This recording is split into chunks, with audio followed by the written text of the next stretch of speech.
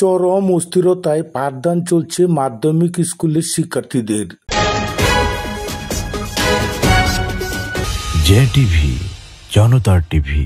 একদিকে প্রচন্ড তাপদাহ এবং অন্যদিকে বিদ্যুতের লোডশেডিং। 42 ডিগ্রি তাপমাত্রার মধ্যে বিদ্যালয়ে ছাত্রছাত্রীর উপস্থিতিও কমে গিয়েছে।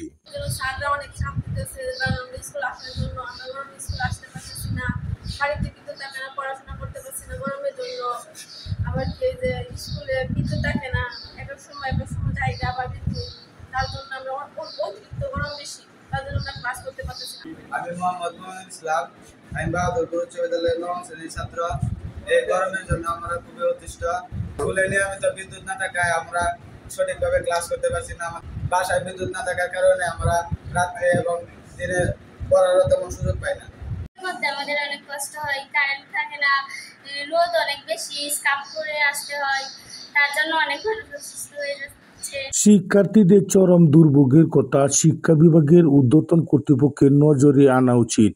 প্রচন্ড গরমে আমাদের স্কুলে আসা যায় না স্যার, আমাদেরকে স্কুল বন্ধ দিয়ে দেন। আমাদের জ্বর উঠে পড়েছে, আমাদের ক্লাসে কয়েকজন আছে তারাও আসে না। একদিকে প্রকৃতির তাপদাহের অত্যাচার, অন্যদিকে শিক্ষা বিভাগের ঊর্ধ্বতন কর্তৃপক্ষের গ্রামের শিক্ষা প্রতিষ্ঠানের ভিতরকার অবস্থা সম্পর্কে অবহিত না থাকায় মাধ্যমিক শিক্ষা ব্যবস্থা খুবই নাজুক হয়ে পড়েছে। সহকারী শিক্ষক। এখন প্রচন্ড গরম চলছে, চতুর্দিকে গরম। দেখা যাচ্ছে বিদ্যুৎ নাই, বিদ্যুৎ না থাকার কারণে ছেলেরা আসতে যাওয়া করতে পারতেছে না।